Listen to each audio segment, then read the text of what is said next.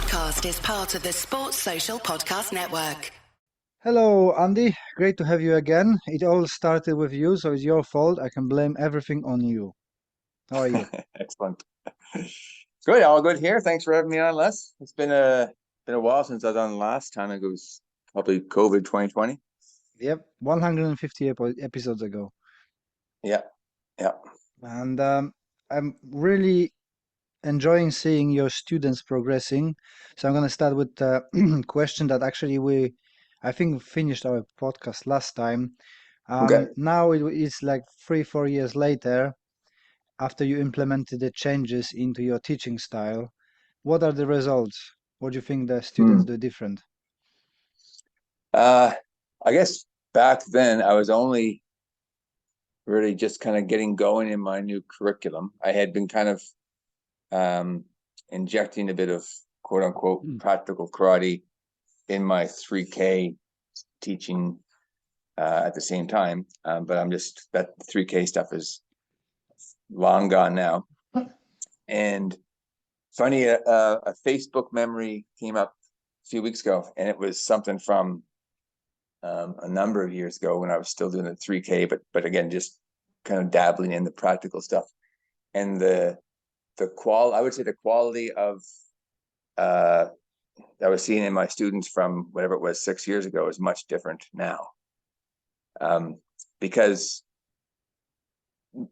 almost all my instructional time is focused on practical applications, with the exception of the bit of kata practice that we do. But we're doing pad work, we're doing ground fighting. I incorporate some jiu-jitsu into my curriculum. We're doing some throws. We'll all in. And so I would say for a student I have now that's been training for, let's say, 1.5 years, 2 years versus a student I had 5 years ago, the quality of their martial arts skills is not even comparable. It's just so much better now. So I don't know. Did you see?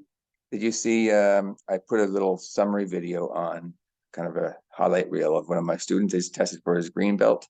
I don't know if you saw that one. Yeah, I've seen a couple of your videos recently about the grading systems and how they're achieving it and how they're doing. Yeah. So I think just if for people who want to get into like step outside their traditional 3K karate approach, it's fun to kind of dabble in some stuff if you want to interject some things into your program. But if you want to get to the point where your students are really getting it and can really apply it with resistance, then it needs to be an integral part of your approach. It can't be something you do 20 minutes a week, one class, right? If you're going to do some ground fighting, it has to be done fairly regularly to get proficient at it. If you're going to do even something as simple as striking pads, because a lot of karate people don't hit anything, you need to do it a lot.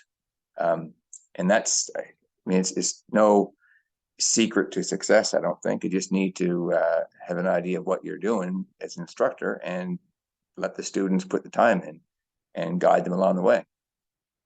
Very true, yeah.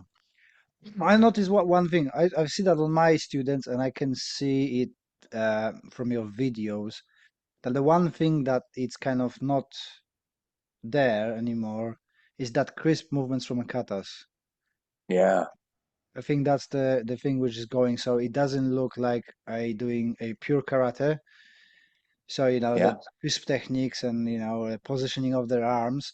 But straight away you look at them and you see, yeah, they know what they're doing. They might not be doing perfectly, but they know what they're doing and they can use that efficiently.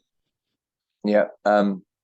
I was just someone was commenting on one of my videos, and it was about kata. And I don't spend a lot of time teaching kata. And so definitely the quality of kata performance has declined in my students from what it was 5-6 years ago. I just don't spend the time on it. I might do a little bit every 2 or 3 weeks, but it's not going to be an entire class. It might be 20 minutes. And so that nice crisp movements with the strong hikite and the kime, it's just not there. And for a long time, it kind of bothered me. I wanted them to be better, but at the same time, I also understood that I was prioritizing other skill sets, practical skill sets over pretty kata performances. So I'm okay with it. And so when I'm teaching kata, there's a lot of things that I just don't even instruct now that I would have in the past, like how to make your kata look good. And I realize that's not necessarily important. It's important if you're going to win kata tournaments, and I did a lot of that when I was training and competing. But that's not a goal I have for myself anymore or for my students. So I accept the fact that their stances aren't as good as mine, and their crispness isn't there. And in myself, I've certainly lost a lot of my explosiveness and snappy movements in my kata, because I just don't do a lot of kata training. If I do it, it's more of just kind of a movement exercise, just to kind of loosen up and warm up before I do something else. Yeah, I've seen exactly the same things in my students, and sometimes if I say that it doesn't bother me, sometimes it still creeps in because it's kind of like, you could look better, but then there's a trade-off, right? If I spend Right, more time on kata, then we're gonna not do sparring, or we're not gonna be right, doing pads, or we're not gonna do it. And now, is my students coming here for kata, or they coming here for fighting, right? right. You need to have that balance. And most of my guys are more interested in crossing hands and doing stuff than fighting than a cultural aspect of karate or a kata. Mm. They want to know kata maybe as a something interesting to do if they're injured. Rest is all about Yeah. applications. And if I were to ask my students, what do you want to do tonight if I let them have free reign?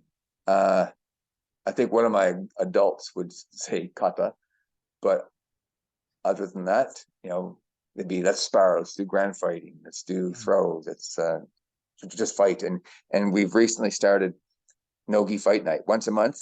No gis, we just wear a rash guard, and if they don't have any spats or something, just wear their gi pants. And we just spar. And my class is kind of long. It's about an hour 3/4 long. So I'll do some. I might do some kumite drills. Okay, now we're going to do 4 rounds of kumite. I might do some compliant throws. Okay, now we're going to do randori. Maybe a quick ground flow drill, and then it's rounds of newaza. But that, especially for the younger ones, that has become something to look forward to, the no-gi fight night. And I think it's, as far as the gi is concerned, some people, the traditionalists, might scoff at that. Why aren't you wearing a gi? But why do we have to wear a gi? Because it was only when Funakoshi came to Japan that they started wearing gis, right? They didn't wear them before that. Exactly.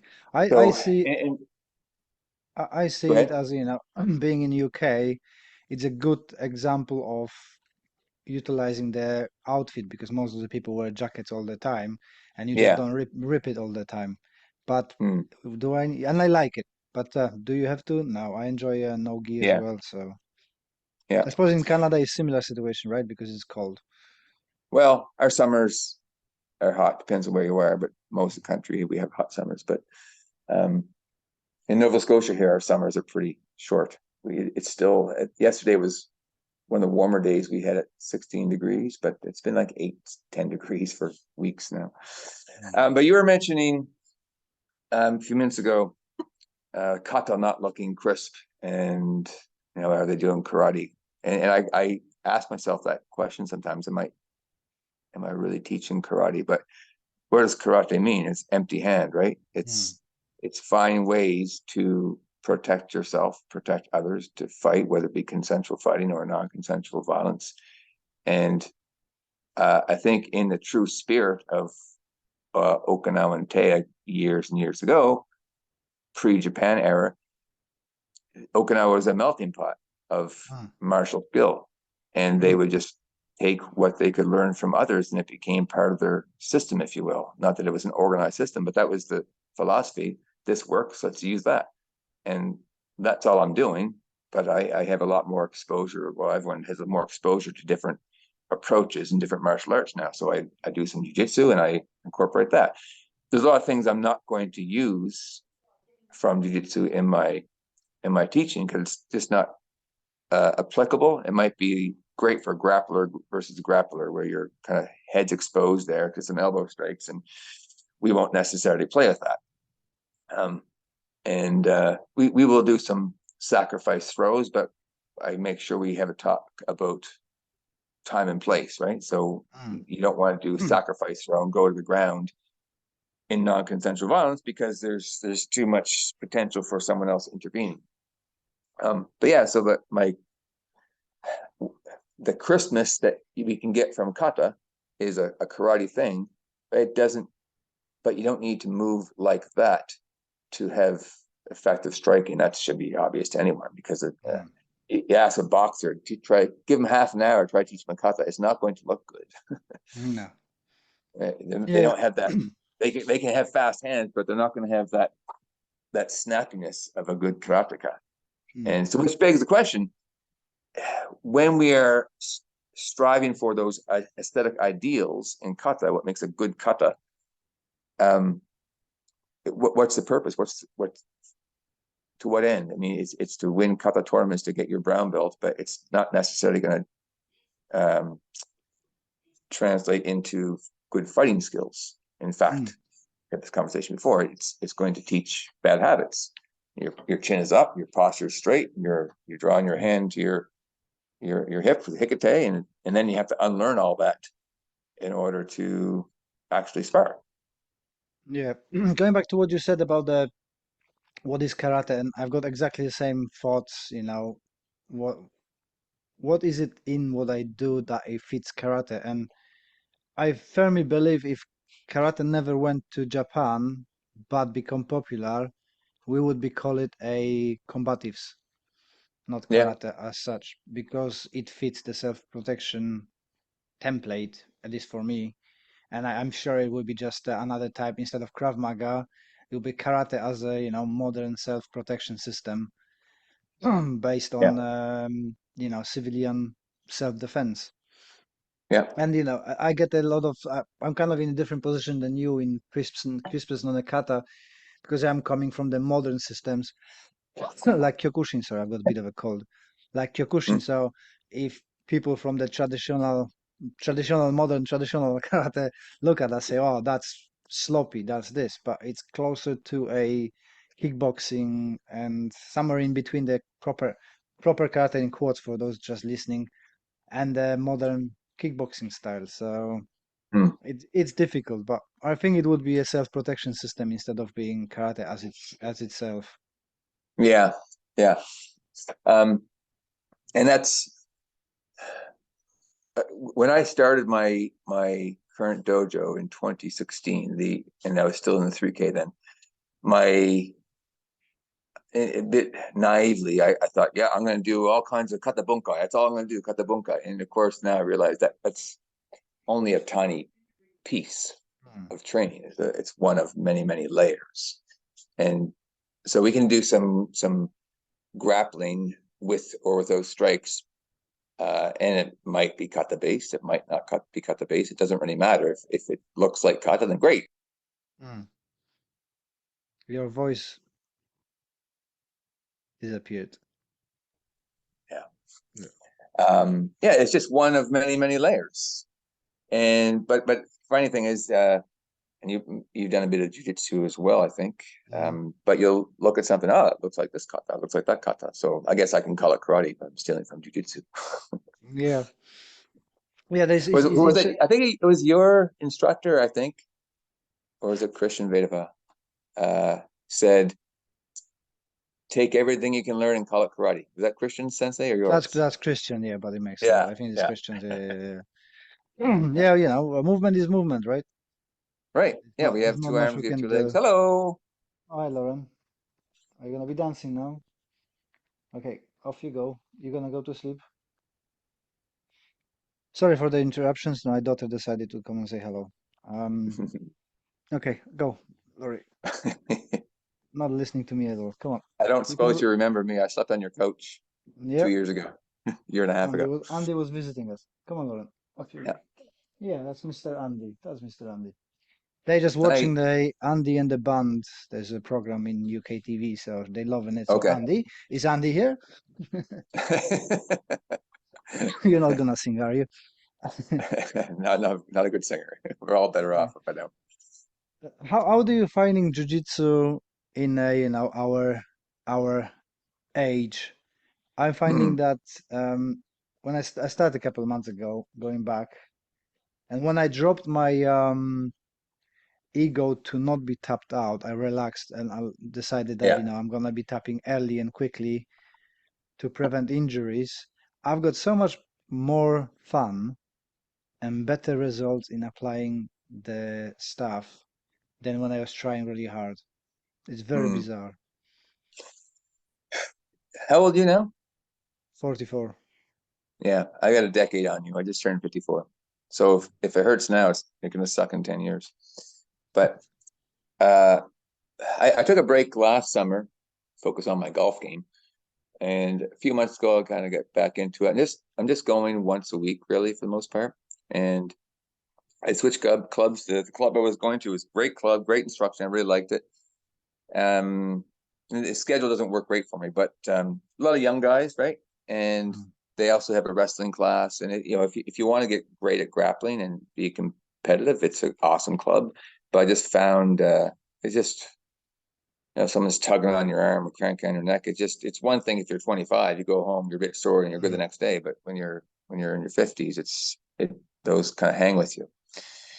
So the club I'm going to now, again, it's a great club, a great atmosphere. I know I've known the instructor for quite a while, but it's much more chill. Mm. There's a lot of older guys there, and it's he always tells me, Andy, slow down, you're being too strong, because I am competitive by nature, and even if I'm Mm. I'm with someone who's less experienced, I'm just kind of uh in my mind, I'm toning it down in second gear, but uh Ray, the guy's name is, he'll he thinks I'm going too hard. So Mm. I'm not young enough to go with the young guys hard, but I'm not ready to kind of do Tai Chi Jiu-Jitsu. Yeah, so I need to find some middle ground. I don't know. It's great. I still learn a lot of things there. Mhm. The guys are great, and there's a couple young guys that, because they're young and athletic, they're a challenge, so they're fun to roll with too. But Jiu-Jitsu is like there's just so much to learn, and I Mm. suppose you could say the same for any martial art. But even just with one little, like a kimura, which is a shoulder lock, there's so many ways to do it from different positions and different little techniques, and some of which I've received instruction for. Some things I've just figured out on my own, just a Mm. way to move your arms and bend your wrists just to lock it up tighter. Um, but it's a never ending journey, which is kind of a frustrating and a beautiful thing about it, because you can't say I know it all. It's never going to happen. Mm. I But was thinking actually about it something in relation to wrestling and BJJ and boxing, that they've got so much material and testing grounds that you rarely hear people from wrestling or BJJ saying, "Oh, I need to cross train." mm, And for karate guys, it's like, "Oh, I done my kata. I've got the black belt. I need to start cross training." yeah, Because there's lack of that methodology, I think. That's why I'm using mostly a wrestling methodology in my yeah, teaching. Plus, grappling. If you add those components like grappling, sparring, pads, different drills for sparring, kata if you want, then there's a plenty to do. But if you're just doing that 3K karate from black belt, at least in UK, it's mostly repetition, repetition, repetition, teach yeah, kids, repetition, repetition, teach kids. So people yeah. start looking, oh no, I need to look for something else to build it up. I never heard guy from BJJ going, no, now I need to go and explore something else. Maybe if they transition to MMA, but they kind of Well, occupying their own they'll say stuff. that um if they need to work on their takedowns, because the takedowns in BJJ aren't as good as what they are in wrestling and judo, right? So Mm, they might go train judo or wrestling to learn a takedown so they can get to the ground and use their BJJ. if they want to do MMA or just be a more well-rounded martial artist, obviously they need to do some striking. So maybe do some boxing, some Muay Thai. But the thing is, what they do is what they're good at, right? The BJJ guys, even if you go with someone who's 40 pounds lighter than you, but they're a second degree black belt in BJJ, they're just going to fold you up. Yep. A boxer make you look silly, that or someone who's boxing at a high level. But a 3K karateka, I don't know, like they impress you Kata with like their them. kata. Yep. Yeah.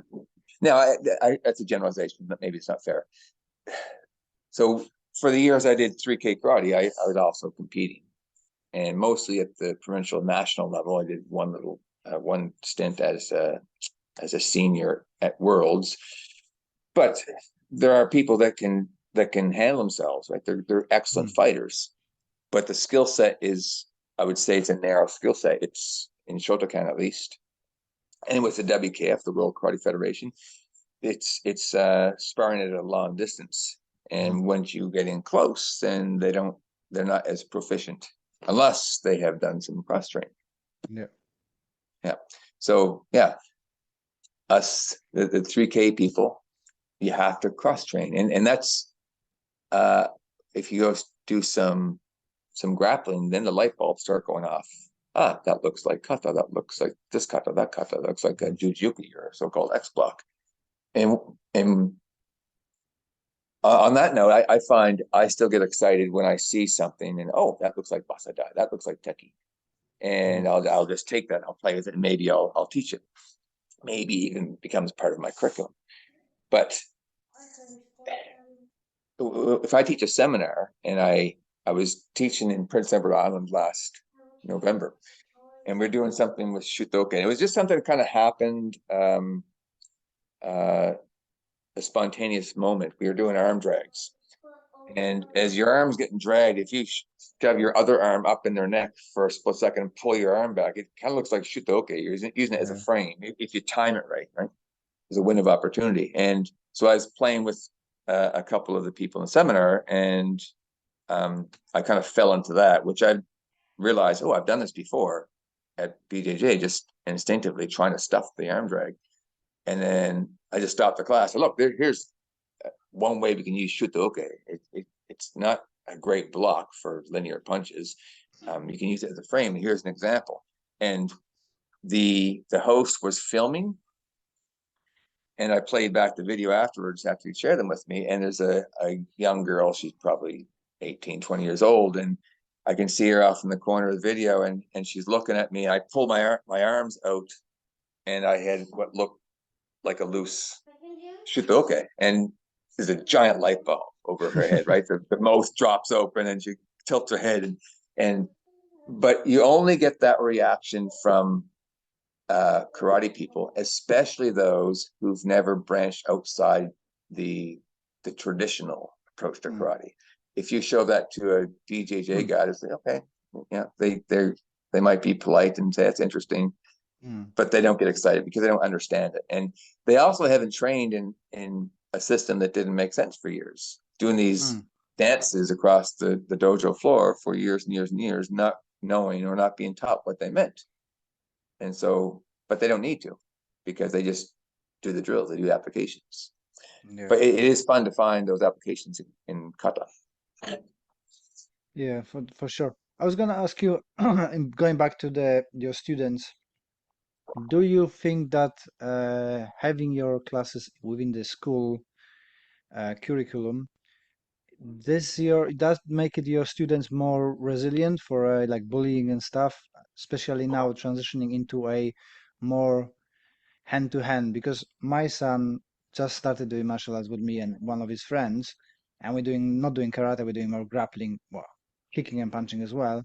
He's 7 years old, but within 3 months, all the people who've been picking up on him literally stopped, suddenly Oh, just stopped, because wow. they are in the same class, and they're practicing arm drags and lifting people on the school break. So everybody went like, well, I don't really want to be dragged and thrown and stuff, so I better leave those two alone.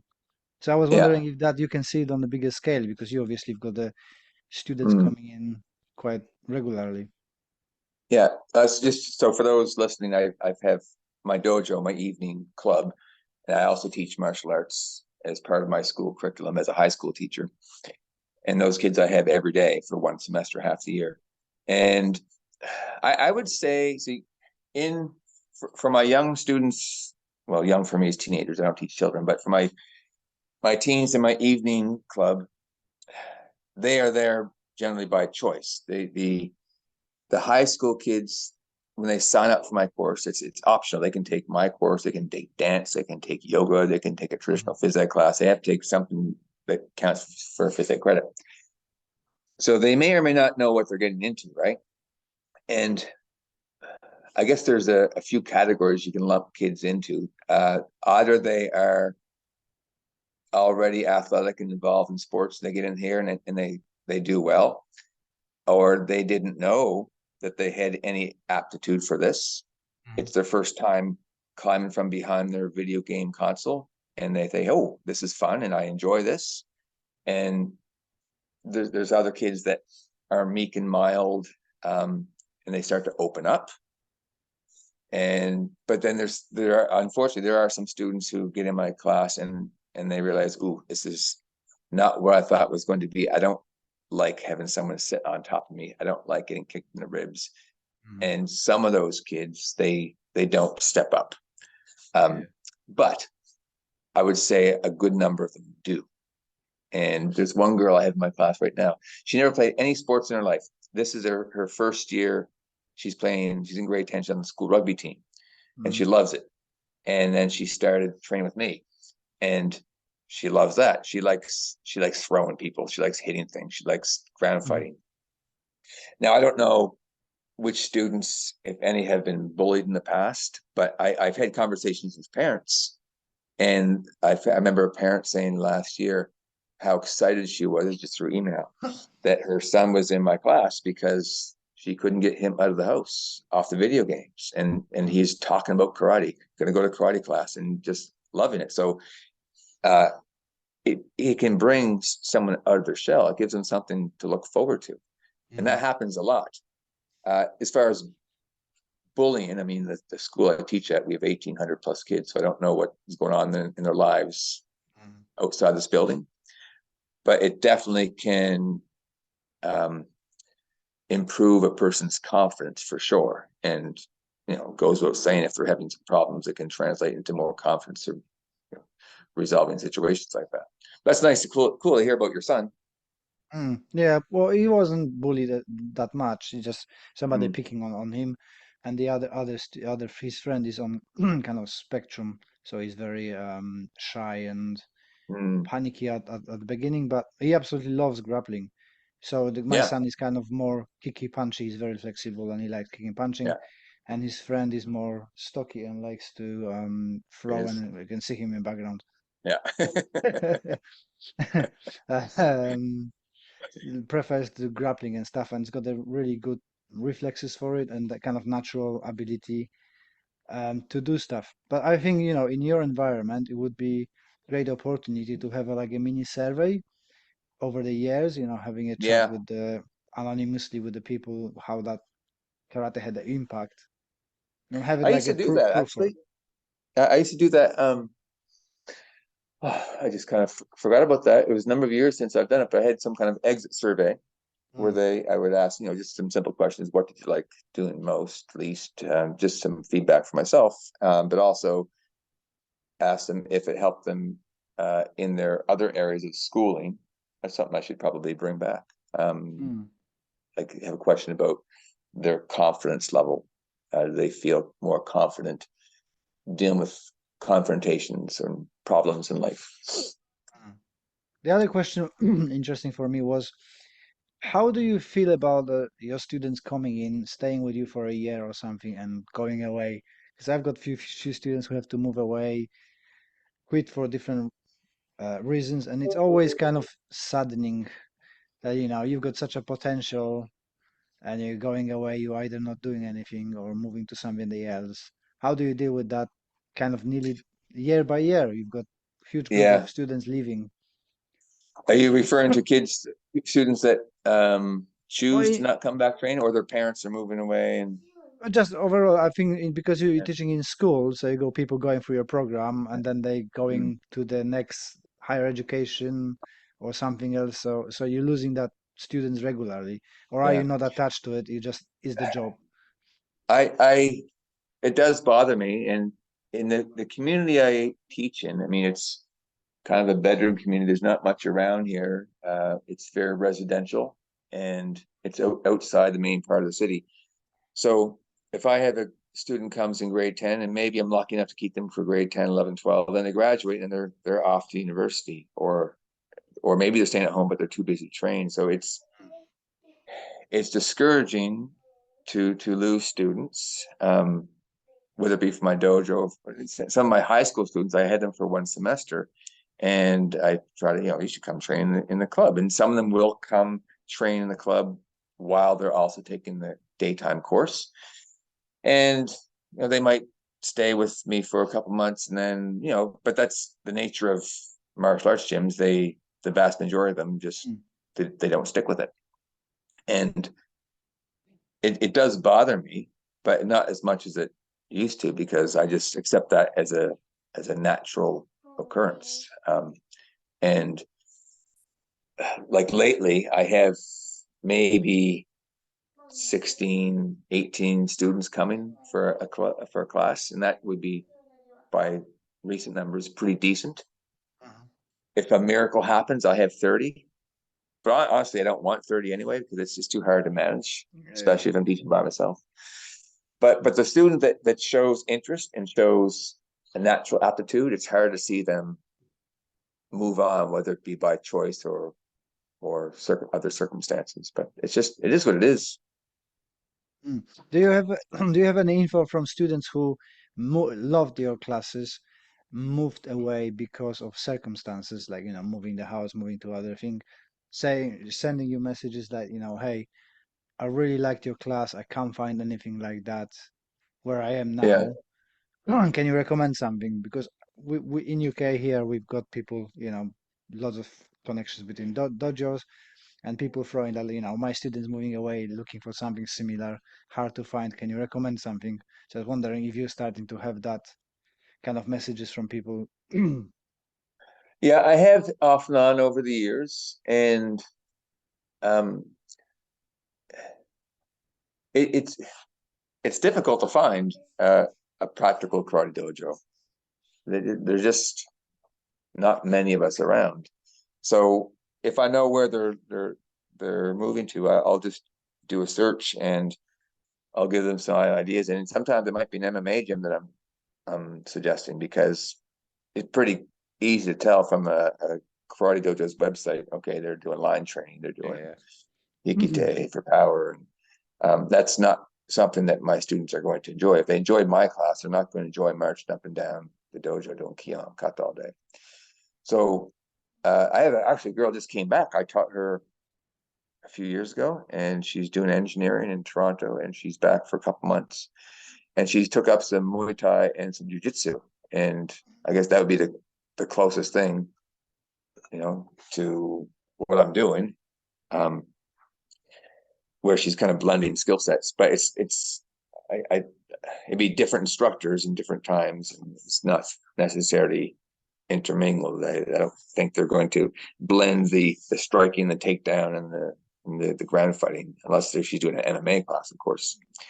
But it's nice though, because she was training with me before I made that transition with the World Combat Association. So I was kind of dabbling in some things, but she comes back and okay, now her left hook is pretty good. And she knows a little bit on the ground, whereas because before when I was teaching her, I was just dabbling in things. But yeah, there'll be different students that will ask me, and sometimes I'll have some success in finding a place, and sometimes not. But it's just, I mean, I think we're going to be the minority. Some people seem to think that with the wave of practical karate that's been kind of happening for the last 20 years, that the traditional approach is going to go by the wayside. But I don't know if it will. What do you think? I Will think there so. come a day where that's gone, or? I think how to put it. So I used to be against the McDojos, right? But now I'm thinking completely different. I was thinking like why people don't look online and see that this is not very good. I need to find something better. And my conclusion is people know exactly what they're doing. They want to just move about and do something martial arty in quotes, and they know what they're doing, they know what they're buying, and they're happy with this.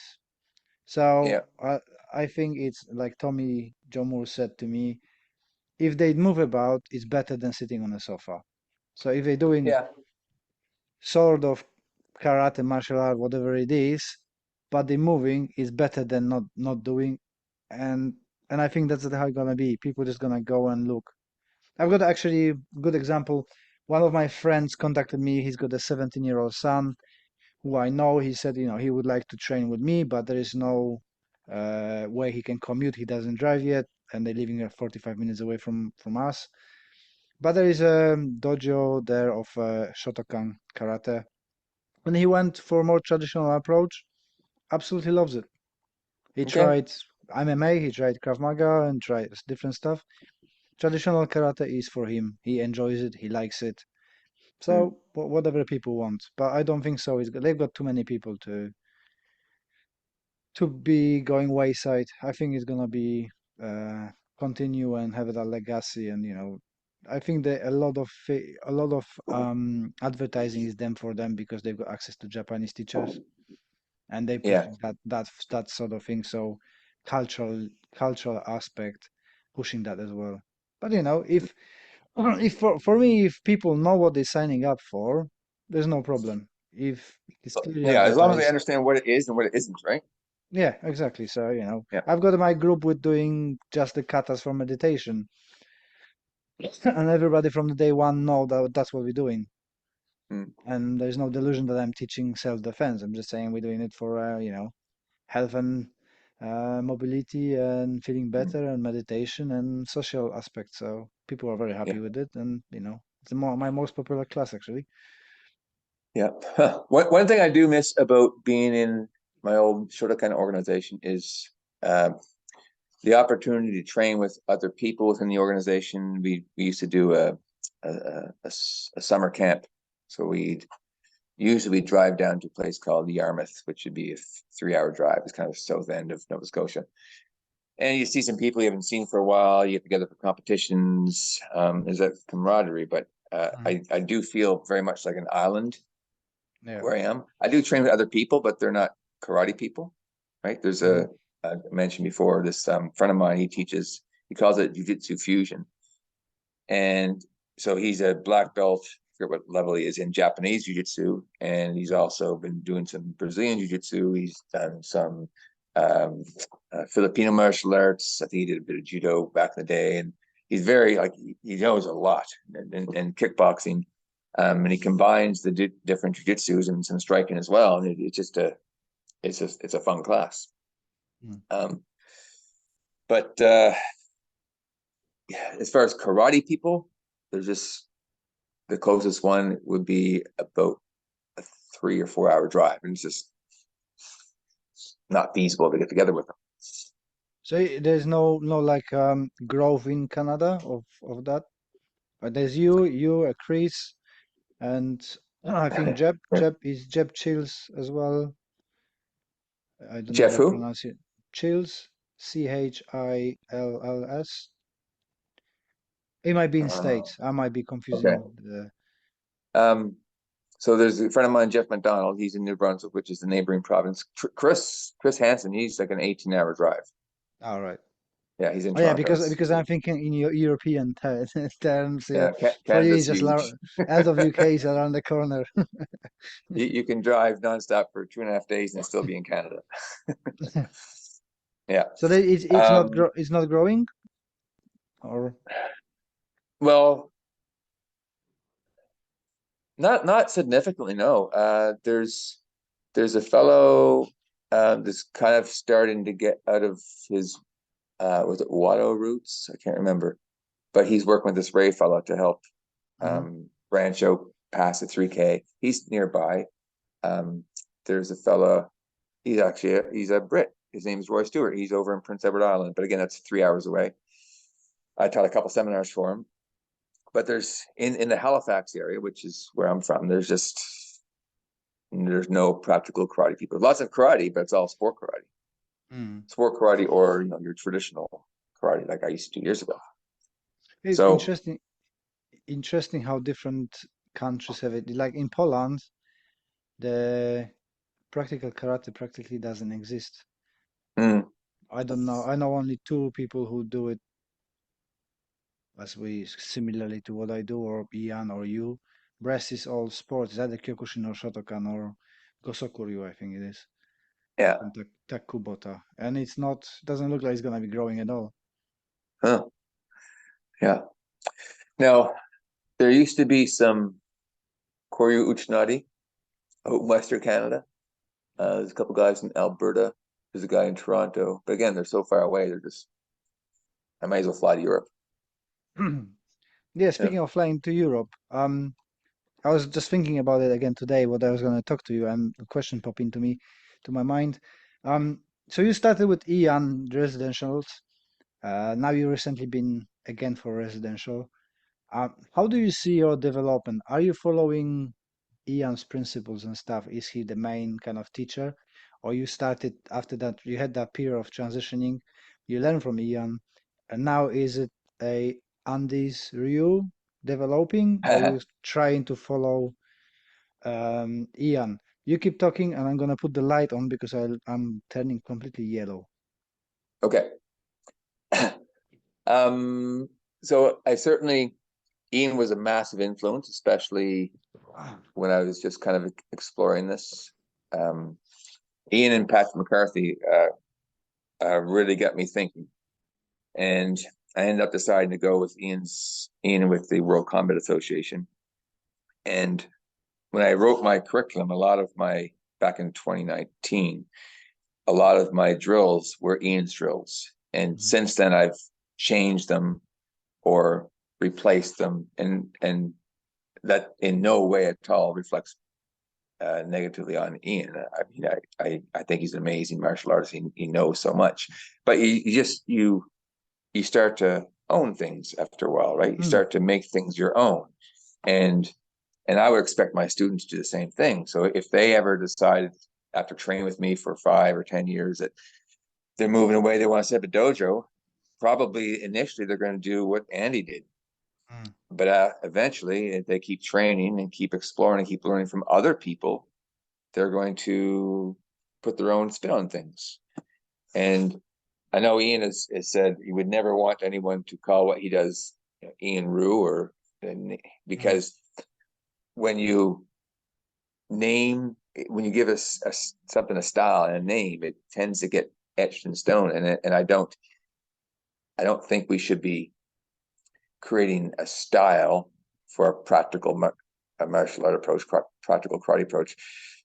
Right in my curriculum document, I have a phrase that says that this is not etched in stone. This is how I see my approach now, but it's going to evolve. 1 year, 2 years, 5 years from now, it's going to look different, because there's things I used to do that I thought, oh, I don't like that anymore. I've replaced it. I've improved it. I've done something.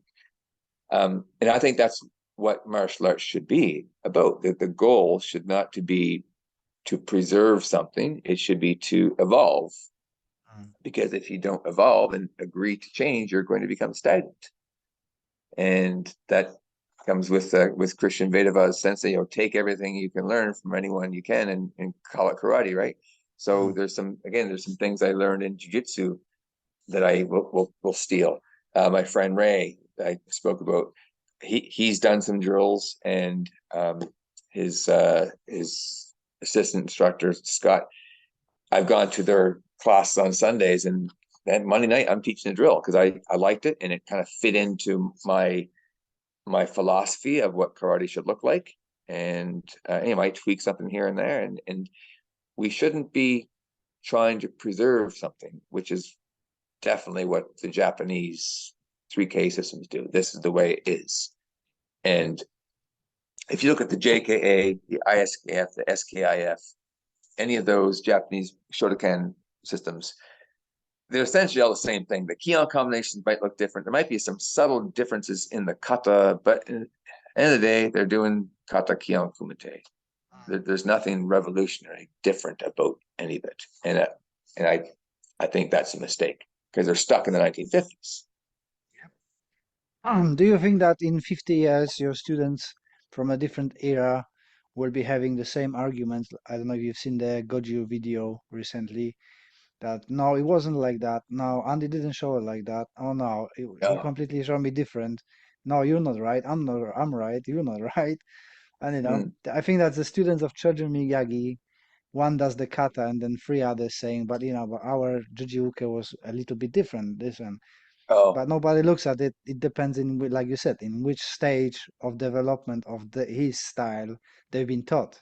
Because your students from mm, 5 years ago gonna be knowing Ian's drills as a basis, and now students gonna be knowing Andy's drills. So they all correct that you're teaching them, and what they do is different. But that's how the mistakes in the karate, I think, happened, isn't it? yeah. I hope that doesn't happen. When I'm teaching kata, there's a older gentleman. He's in his early. I say older. I'm catching up. He's in his early 60s right now, I think, and he's a fourth dan in Kyokushin. Mhm. So he does his pinan katas a little bit different than I do my heian katas. And but I'll say, look, here's Herb's version of the kata, Mhm. and it's not that one's right, one's wrong. They're different versions of the same thing, the same template. But we're going to do it this way. But I'm not going to correct Herb if he has his hikite a little higher or something. Mhm. And I'm very upfront about that.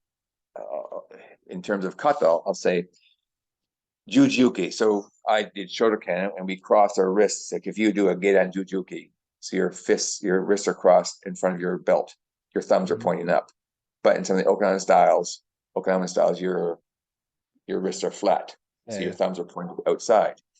And it's not really a right or wrong. It's just a different. I have a hypothesis as to why Shotokan changed it. It makes it maybe so you can block a front kick without breaking your pinky knuckles, which is a stupid reason, but Yeah, that's that what might be it. that was taught as well. You block with the bottom hand and then you smash them in the shin Right, right. and break the leg. Um, yeah, so I'm very upfront about the fact that kata is an aesthetic performance, and when we're doing kata, we have to break the form in order to apply the movements. It's just their ideas what to do, and kata is the formalized representation in solo form. And when I teach, and I probably should have those conversations, let's say if you're doing a koshiguruma or something, there's different ways to do it. And Mm. it's not a right or wrong, there's just different variations. And sometimes I'll teach one variation, the next day I'll teach another variation. Or a goshi, like a hip throw. Mm.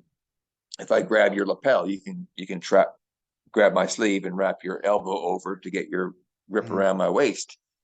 It's just a different way to enter the throw. It's not like one is right and one is wrong. So I hope my students don't have that argument in the future if they ever had those conversations. But there's different versions of being effective.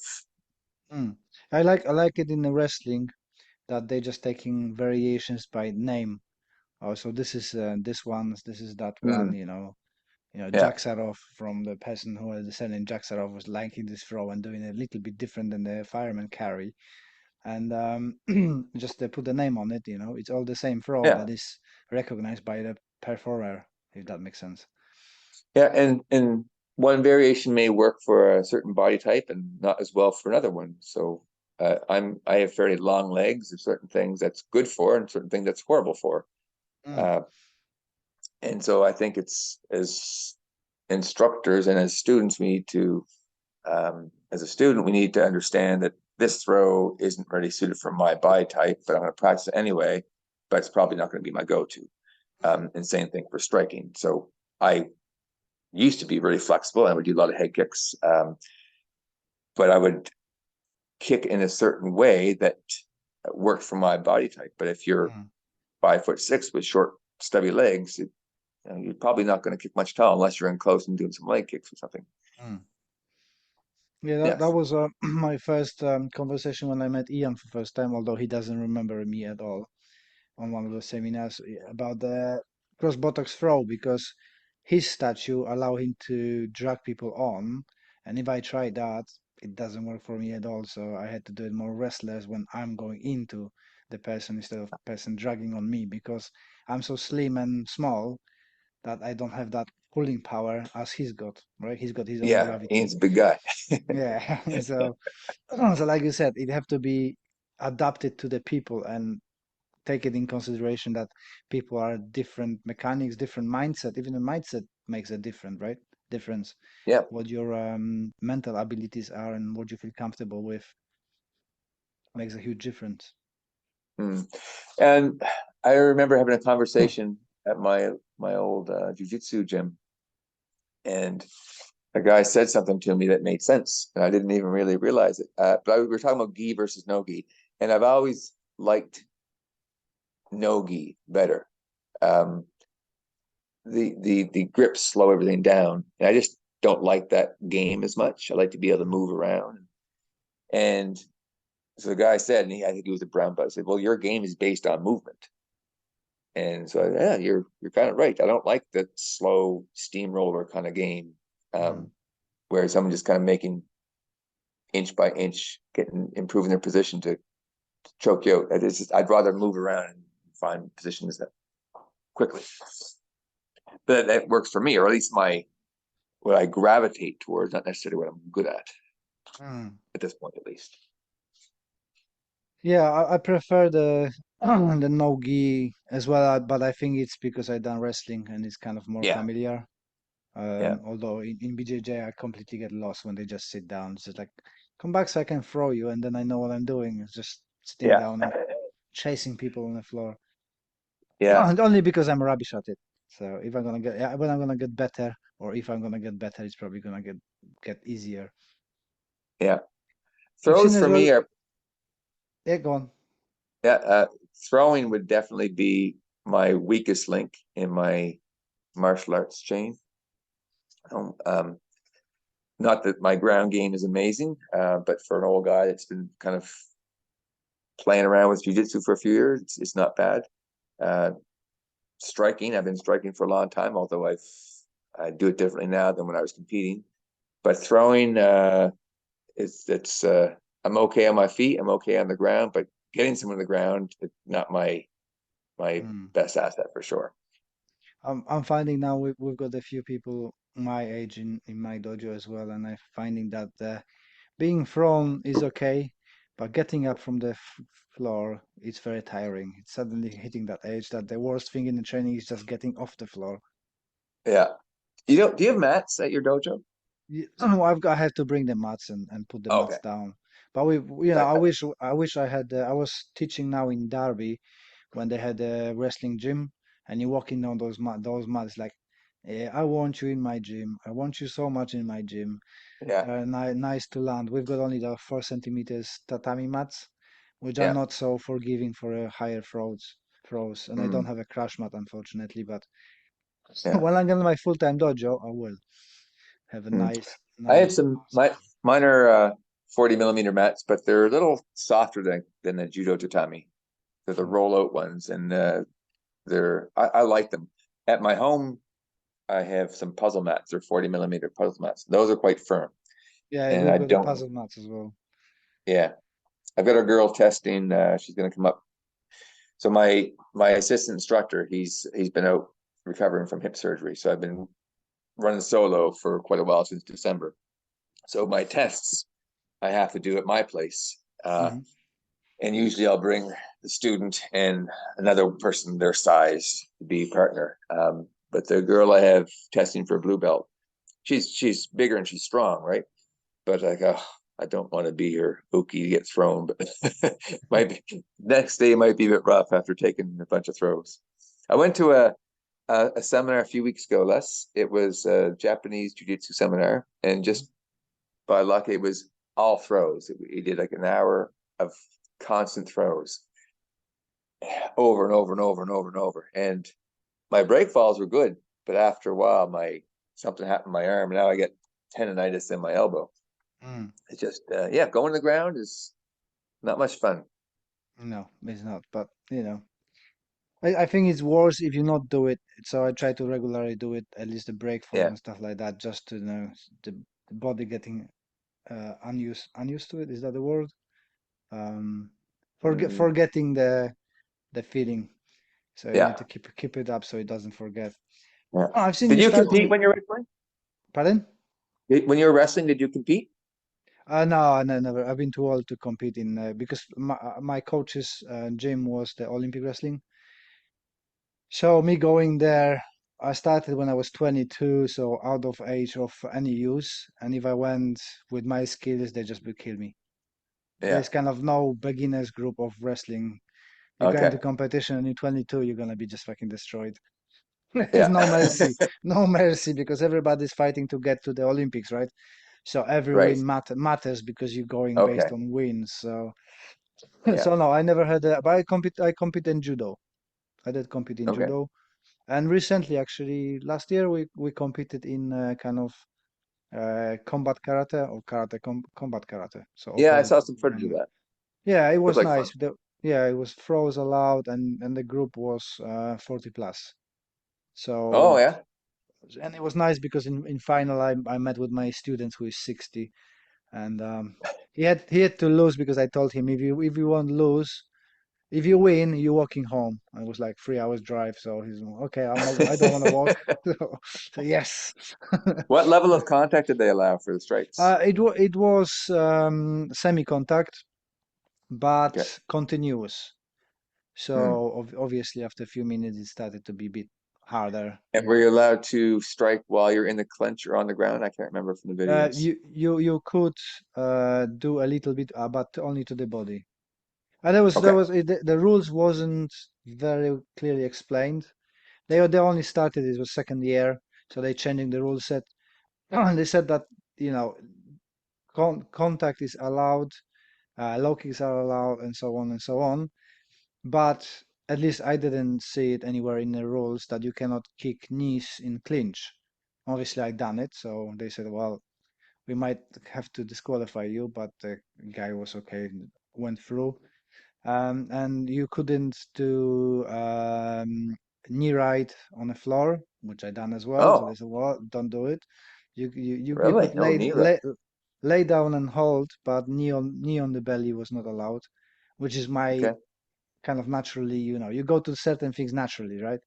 Yeah, I don't yeah, even know how I just end up holding his arms and kneeling on him. So I was told off by that. But when you're starting a type of competition and any kind of seminars and stuff, and you're learning on the road, right? You cannot yeah. predict everything, and you've got gaps in the game. So I'm sure this year is gonna be much better. Actually, it might be. It's actually next month, I think. But Hmm. I'm teaching somewhere, so I can't take part. Okay. But it was good fun, and I took my team of all farts. So I think I was the youngest. For some, it was the first time competing. Others have a break of 30 years of competing, but no injuries happened. Everybody came back with, reflections on it. The consensus was I'm half less than I think I am, because some people got beaten, some people won. But I think it's valuable experience for people to go and be under pressure to test their skills, right? Especially when it's Yeah, contact with throwing, takedowns, and a little bit groundwork. It changes the game. yeah, for sure. So how do they determine winner? I mean, if there's a submission, obviously, there's the winner. But if there's no submission, how do they determine winner?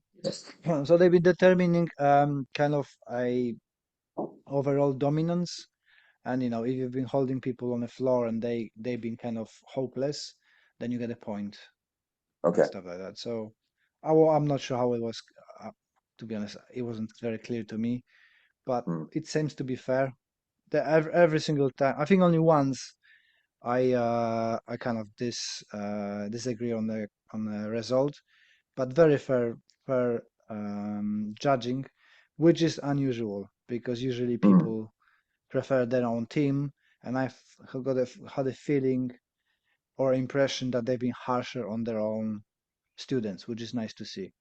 And I Yeah, highly recommend. They only started, so it was about 200 people. But they're growing, and Steve Goodhand, shout out to Steve. He's doing the best to make it better every year, and he good. does a lot as well with like wrestlers. I think this Sunday they had a Olympic wrestler teaching for them the open seminar with him as well. So he does a lot of stuff for like kickboxing, striking, takedowns, and groundwork as well. So definitely, Mm. if people are in UK, it's worth to go for this competition. And if it grows, it's gonna be better for all of us having a platform that we can actually test the practical karate. Hmm. Awesome. So kind of nearly an MMA, but bit less than that, so you don't have to commit that much. And Yeah. I enjoyed it, you know. But I see that you starting doing a lot of more seminars. I see you're gonna be teaching in Chris in a couple of weeks. Yeah. That's July 6th at my dojo. Yeah, we need to start talking about what we're going to do. So it's just a short day, 4 hours. I'm going to do the first 2 hours, and Chris is going to take over. And then after that, I'm heading to PEI, Prince Edward Island in Eastern Canada as well. And that's Roy Stewart, who I mentioned. Mhm. He is a Shotokan guy from the UK, and he's with the WCA now, kind of making that transition. He's Mhm. still with his old 3K group as well, though. And I also have a guy, a fellow named Cameron Dickinson. He used to train at my old Shotokan dojo, and he moved to Toronto, where Chris is from, a Mhm. number of years ago, and he ended up taking Wado Ryu for some reason. And he also is trying to get away from the 3K stuff. He has joined the WCA. He has his curriculum all written. And he's just kind of getting going. And he's bringing some of his black belts down, and maybe some of brown belts, but he has a number of students that are testing for some level of black belt. And he asked me to help administer his test. Oh, cool. So on Saturday of that weekend, we're going to have a seminar. I'm going to teach that, and maybe hopefully we'll have some other people join us. And then Sunday is the Dan test. So that's something else to look forward to. So yeah, busy July for me. Mm. So how do you finding transitioning now to more being a seminar teacher? I haven't done a ton of seminars. I do. I like it because I think sometimes I don't know how this is going to cross, but sometimes your students might kind of take things for granted what they have, and so but if you take the same kind of ideas to a brand new group, it might be more impactful for them. So I do enjoy teaching seminars. I have 1 year left of teaching in high school, so I think I might like to do some more seminar teaching in Mhm. my retirement. Um, I taught one. There was an interesting one I participated in back in, I think it was March. Again, this fellow Ray McKinnon, a friend of mine, he had 7 instructors in teaching. Mhm. I was one of them, but I was the only karate guy. All the other ones were either Brazilian jiu-jitsu or Japanese jiu-jitsu.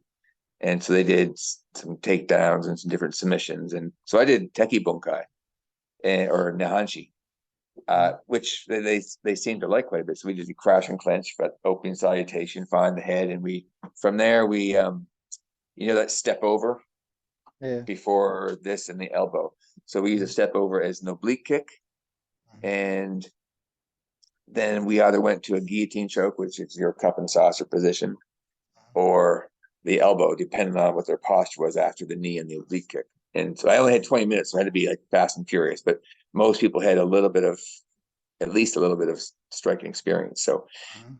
that was kind of fun. It was quite an array of approaches people took. And what else have I done? I went to Roy's and PEI a couple times prior, so this is going to be my third time up there. So I do like the seminars. I don't know if I want to teach some of the huge ones that Ian teaches. A number of years ago, I think it was 2018, he was teaching in Burlington, Ontario. And there must have been 300 people there. It was huge. Wow. And I mean, I liked it. I just stayed up front close to where the instruction was. But I think it would be easy you just can't get around to see everyone. Mm. Uh, but of course, if you're traveling overseas, it's good to make it worth your while with a bunch of people. But then if it was 300 people, Oh, there must be an interest, just people don't convert it into or not allowed to convert the dojos into the practical application then, right? Yeah, so I met a few of them. Actually, there's some guys that I competed with years ago, but they might be 3K karate guys that are just they're Yeah, interested yeah. in this, and they might not do anything with it when they go back teaching. They might just be for their own development. Mm, So there's an now Burlington, where this seminar of Ian's was, is it's fairly close to Toronto, which is the biggest city in Canada, right? So mm, in the province of Ontario, they have a much more massive population than here in Nova Scotia. So the city I live in, Halifax, well, we might have 400,000 people. all right. It's just not that big. Um, so I don't know what there is for practical karate in the Toronto area. I mean, there's Chris, there's this Cameron guy I talked about. He's getting started. There's probably be different things here and there. But you know, I mean, Canada's huge. But where I'm at, there just isn't a whole lot Mm. at all, which is unfortunate. Because I would love to be able to.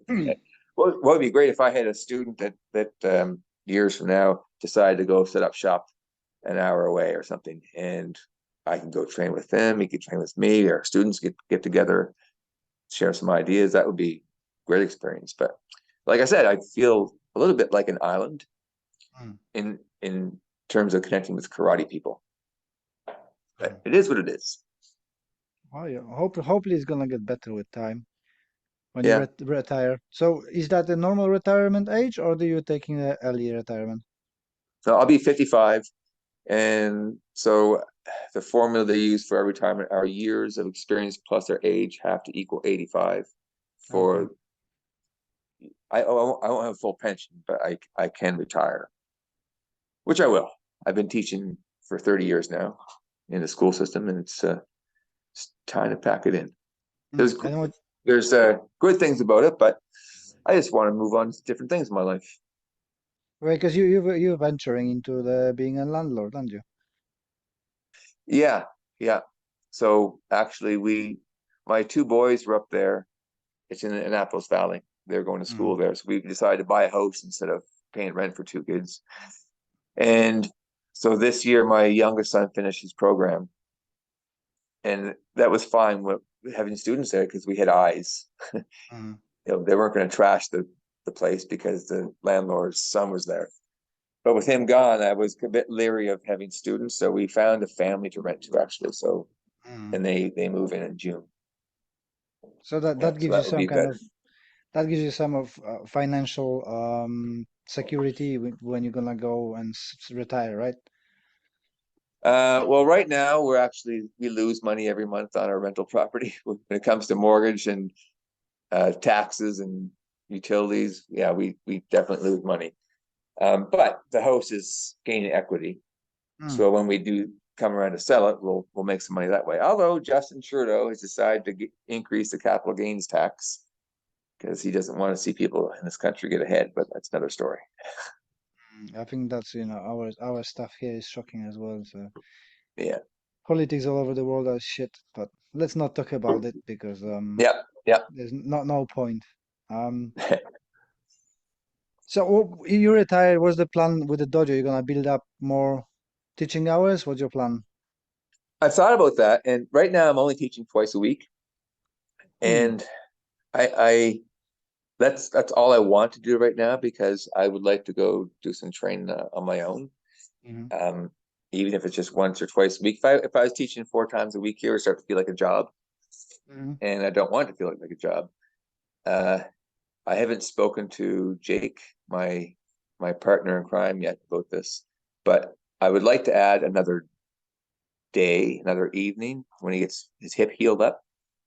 But maybe I teach one class solo, he's another class solo, and we co-teach another class. mm. Because there are some students that would like to have some extra training time. Anyway, it'd be nice to. Um, I know some kids would. I say kids because most of my students are teenagers. Mm. I would imagine my class sizes would go down because not everyone can make 3 classes a week, but it would be better for some people's schedules. Yeah. Mm. And you might gain more people who are fitting with that extra day because they couldn't do both days and they can come once with the Yeah, fair day. So you never know how it works with people. Well, in terms of yeah, it makes me smile when you say about the kids, because we've got recently 22-year-old joined our dojo, and you're thinking, well, yeah, he's an adult. I remember when I was 22, I was such a grown up, and I look at her, it's like she was such a child. yeah, So I yeah, can't believe that I was thinking on 22 that I am very mature and stuff, and I must have been such a kid like you, just like you. It's like, yeah. Don't know anything when you're 22. Yeah. Hmm. so how many students you've got in your dojo now? You said about 18? Registered. But Well, I probably have close to 30 that are registered, but I may have mm, last class I had 18 show up, hmm, and how do that's a how pretty good number. yeah how do you doing your gradings? Are you still following that every 3 months grading, or do you doing completely different? And what's your Well, timings for the? I have kind of on paper a minimum classes is 32. Mhm. Uh, so that would be whatever 4 months, whatever that works out to. But not very often someone will be able to test then, because I would say my curriculum is probably too big. There's too much in it. Mhm. Um, but I'm not interested in just being a belt factory. This girl that's testing this week for her blue belt, I don't know, she might have 40, 45 classes in. Sometimes I've had students that train for a year before testing for their first belt, their yellow belt. Mm. So it's kind of combination of time in, uh, how hard you're working, your skill level, obviously. Um, I'm not going to test someone who I don't think will pass. Right? So I know this girl, she's going to do fine, and she has her strengths and her weaknesses, but she's going to do great. She can hit like a mule. She can do some throws. She's getting pretty good on the ground. She'll be fine. Her kata's not going to win any competitions, but it's improving.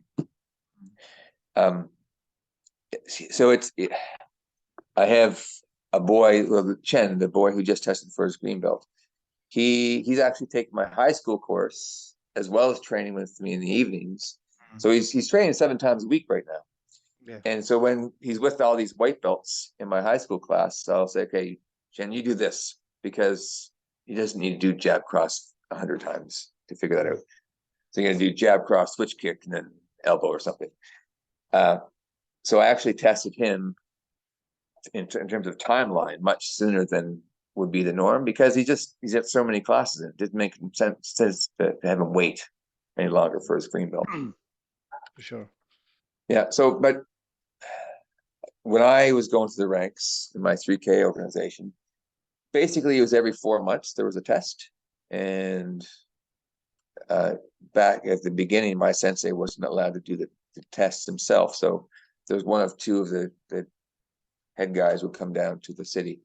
And yeah, every 4 months you get your yellow, get your orange, green, just boom, boom, boom, just work through the belts. And um, I don't see a lot of value in that if it's just a scheduled thing. I think it should be like when you're ready.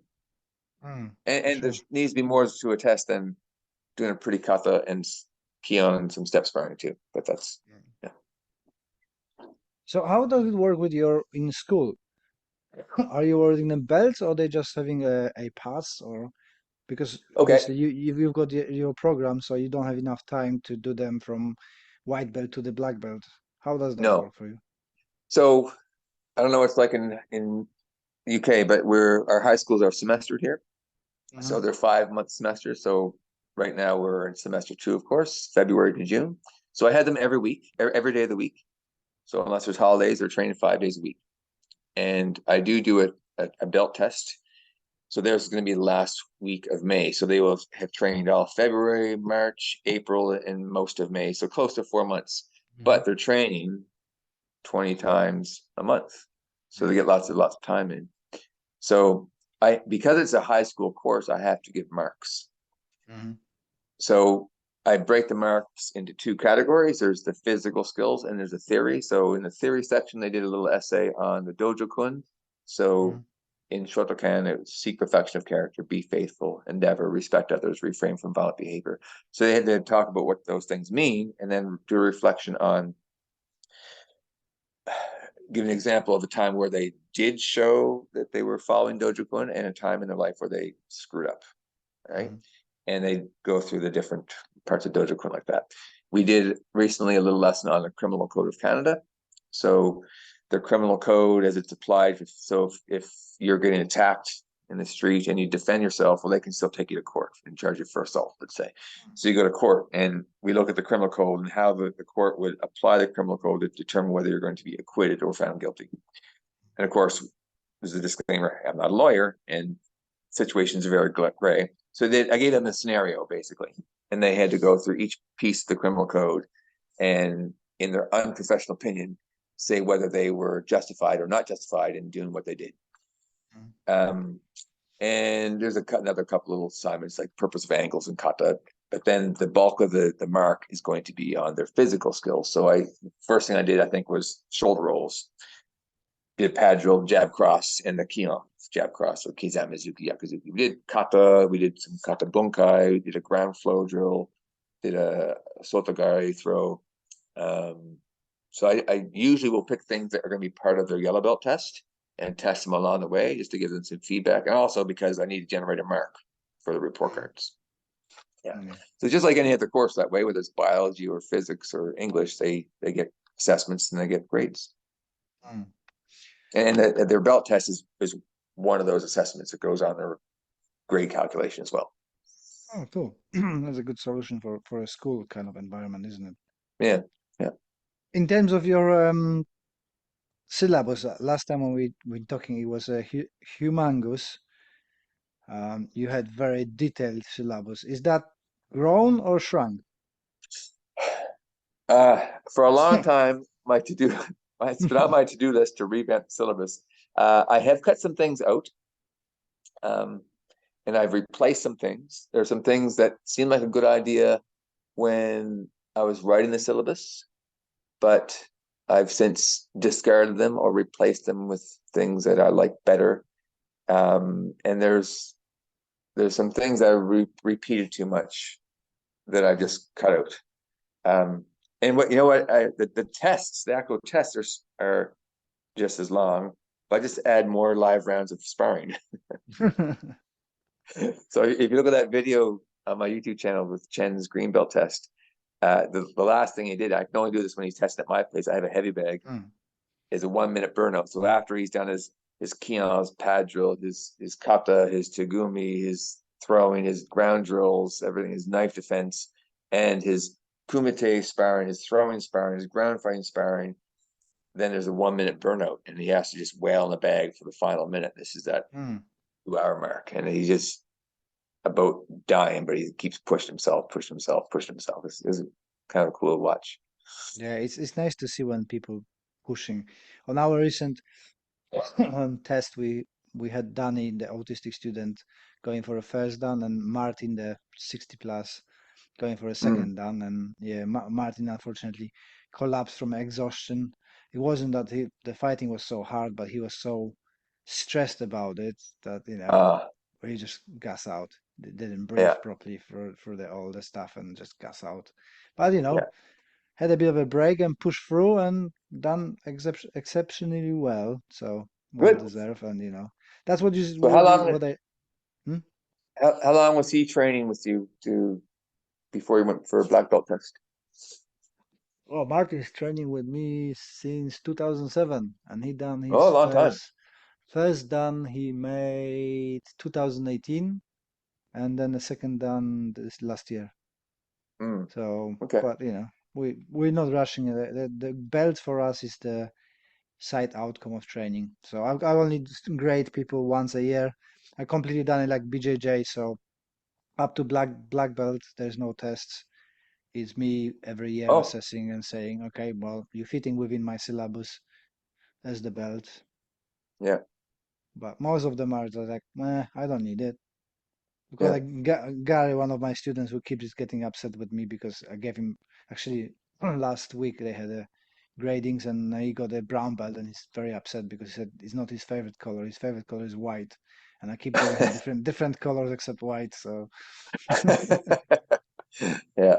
so I'm very fortunate that the culture in my dojo is that I've got the people who are mature, so they know why Yeah. they are there. They're not there for belts.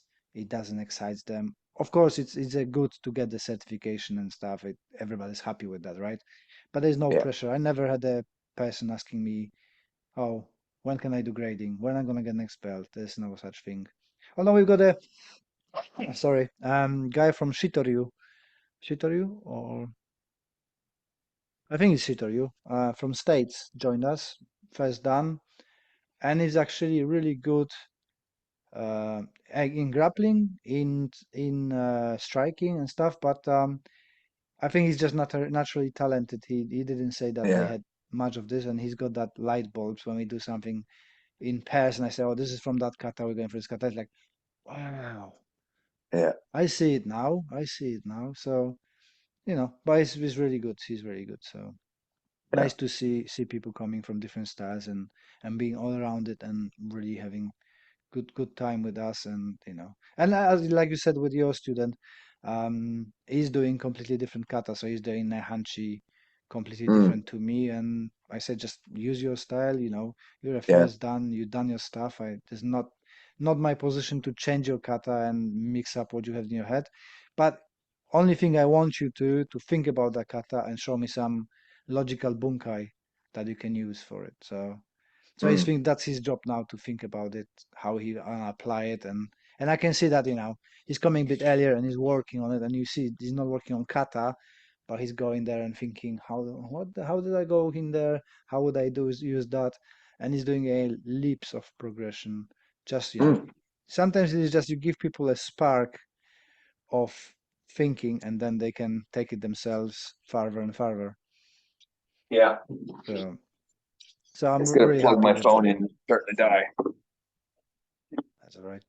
So Yeah. if you spark that right direction of thinking, people can figure out a lot of things themselves. Yeah. Um, back to the kata thing, people doing kata differently. I've got another guy who has done wado, and he had a different way of doing his kata. So pinan nidan. When Mm, you're doing these, you stand up tall, right? yeah. So I would do them with my knee straight, but he was taught knees bent, and I'm not going to correct that. It just doesn't really Mm, matter. You stand up tall, knees are slightly bent straight. Doesn't matter to me. But I might point it out to my students, hey, this is a different way to do it. mm, And if he does that first test, it doesn't really matter. Now, there's some other parts of there are totally different than the Shotokan version. So those ones I'll say, well, this is the way we're going to do it. Otherwise, it's like the angles are completely different. And yeah, yeah, you draw a line somewhere, right? yeah, Yeah. yeah. But I can distinctly remember training with one of the Japanese masters, and he was talking about back knee in Zenkutsudashi, front Mm, stance. So it's supposed to be straight to do it correctly. Um, but some people, they don't have the. If you look at my knee, if I didn't have my gi pants hiding it, my knee's bent. It feels so unnatural to keep it straight because I have to really really exert a lot of force to straighten it out. mm, So this master was saying, um, you got to understand your body type, move according to your body type, and you may not be able to do this. But then in the same seminar, he's correcting people for the back knee not being straight in Kutsadashi. So it's mm. he said it's okay, but then it's not okay when it comes time to test. Well, Yeah, people make it up as they go, right? yeah, You exactly. see that all the time with different people, and it's not only Japanese, but kind of what I see from the kind of on Kyokushin scene after Oyama passed away and all the splits happening, and now we've got a 100 million AKO Kyokushin organization. People start making stuff up and saying, "Oh, this is actually the traditional way. You should be doing like this." But there's no explanation for it. Like why would we doing this? Is that give me an edge, mechanical edge over the other people, or we just doing for sake of tradition and injuring our bodies and hindering our ability because you want to be a little bit different than the other organization? So there's a lot of Yeah. that kind of malarkey, that just to be different, just to we do something there. And Yeah. this is the way Oyama was showing, but nobody has been shown like Hmm. that. There's something peculiar about, they have any ITF Taekwondo over there? Yeah, we've got plenty of different aikidos in here around. Yeah. So there's they used to call it WTF Taekwondo. That's the Olympic style. But here in Canada, there's the Olympic style and there's the ITF, International Taekwondo Federation, and they have this sine wave. Have you ever seen that? No. It's very bizarre. And so imagine you're doing uh, this oizuki, stepping punch. Uh-huh. They lower their body, and as their feet pass together, they raise their body, and then they drop at the end of the Oh punch. yeah, yeah, yeah. Sorry, I didn't understand you. Yeah, I've seen the Yeah, wave effect. Yeah, yeah. yeah, yeah. And so my two boys did some taekwondo for a while, and I like it much better than Olympic style. But the sine wave kind of irked me when I would watch them do their kata, and it's supposedly to generate power. And I'm not going to get into a big uh, discussion on kinematics, but it seems to me as though it was something introduced just to make it look different than the other guys, Mm. and something that since then has been exaggerated because, oh, Master so and so, it was actually General Choi that introduced it. Yeah. Um, but it looks so overly exaggerated, and now has come to the point when you're doing your patterns in tournaments, you have to have this exaggerated sine wave, otherwise you won't win. Mm. But it doesn't Interesting. seem to have any functional value. Now, there are some people who would argue with me about that, but um, to that I would say that they were wrong. But It seems to be always about the power, isn't it? Power of Hikita, power of wave. yes, yeah, Hikite. I had my shirt on the other day, your second edition. Yeah, I had it Yeah, yesterday. the F minus or whatever it was on it. Yeah. Yeah, yeah. Yeah, I still once in a while run into someone online talking about Hikite, and it's like, do I open that can of worms again or let it slide? It seems to went quiet recently. So, although the other Yeah. day I had a guy, although you told me to stop tormenting him because he didn't get my hints at all. Yeah, yeah. I started a series of videos on rules for bunkai, Yeah, I've and I seen get a some of bunch of them. Yeah. ideas. Yeah, I only got 3 of them done, and then I just got busy with life. Uh, but I should say something about purpose of hikite as one of the rules. That then I'll get sucked down that rabbit hole and all those debates again, though. But you went a bit quieter now on the front of internet, aren't you? You're not so visible on your group and the other groups. Are you participating in any other karate groups, or you just stick to yours? Uh, Once in a while, I just got kind of busy with different things and didn't have time to make videos, and I kind of got back into it recently. And I'll post some on things once in a while. But I just, I suppose earlier in my learning curve, Mm, I was more eager to discuss and debate with people. But it's the same thing over and over now, and I just get tired of mm, it. So yeah. sometimes I'll bite, and sometimes I won't. There was a video I saw. This was last year, and it was from an old Chuck Norris movie. Mm, And so Chuck Norris did, I guess, Tang Sudo, I think, right? yeah. And so they're doing their katas or whatever they call them in Korean, hyung. And Chuck Norris, one of his students is a young boy, and he takes him aside, and they're watching the class, and they're doing their katas. And he says something to the effect, what they're doing is kata, and it's fighting imaginary opponents. So I made a comment, LOL, even Chuck Norris doesn't know the real meaning of kata. And Mm, it was not a dig at all. It was meant to be a joke. It was in a karate form. And this guy, oh my gosh, he absolutely lost it. and he just absolutely would not listen to reason, not even listen to an argument. And I even provided some quotes by people like Mabuni. Don't be fooled in the embosin of the kata. Just because a kata moves in 8 direction doesn't mean you're fighting 8 opponents, something like that, right? Yeah. And he just would not hear anything of it other than the fact that who am I to question Chuck Norris? Yeah. So I made a little video response on that one. What did I call that video? Don't get blinded by your ego. And on that matter, we can all be wrong on different things, but I was one of those people that would say, no, it's for multiple opponents. No, Hikate's for power, because that's what I was taught, and that's what I was led to believe. I say, whoosh, and I would propagate those myths myself. But I've not recently, but I eventually came to see the light that a lot of things that are taught in the traditional martial arts are just fallacies. And I've come to understand that. So I think that people like you and myself are in a position where we can speak to some level of authority, because we've been on the other side before, that we drank the Kool-Aid, and now we understand it for what it is. Yeah. There's there's that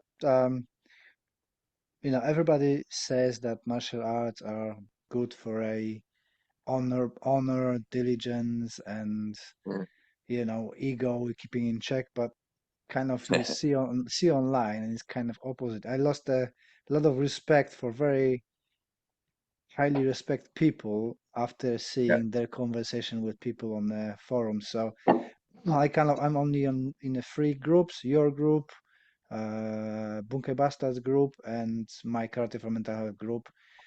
And rest, wherever I pick from time to time, it puts me right off just reading people comments. And I sometimes throw my video there, and it's just like, I don't even want to read. There's no point. It's we do have to also be aware that when we're in those groups, like when I'm in my group, especially a few years ago, there's like 11,000 members in there now, which is not massive, but it's respectable. But when I had like 2,000, 3,000 members, it was an echo chamber, and I understood that. So if I put something out there, all the comments are so positive. But then if I went to another group that was huge, like the nerds group, there might be some negativity, and eventually I came to a point where I could look at a negative comment, and even if it was nasty, I could recognize it either as just it's bullshit, they're just flexing, they don't know what they're talking about, or they actually had something that I could learn from, and maybe they just didn't go about it in a very nice way. We can learn from trolls, some of them at least, because some of the trolls actually are good martial artists. They're just dickheads, right? And they don't know how to give constructive feedback. But then there's the trolls that they're wearing their tap out t-shirts, still living in their mom's basement when they're 30 years old. So you can usually figure out who knows what they're talking about, who doesn't. But what I've resorted to now, I think you've done it as well, is you have someone who challenges you on your video, your ideas, your methodologies. I just asked them, well, can you show me what you think is good? So, and post it here, tag me, and then we'll have a discussion. But every single time, for the dozens of people I've invited, they decline the invitation. Yeah. And I assume it's because they don't know any better. Yep. But I've done that before, right?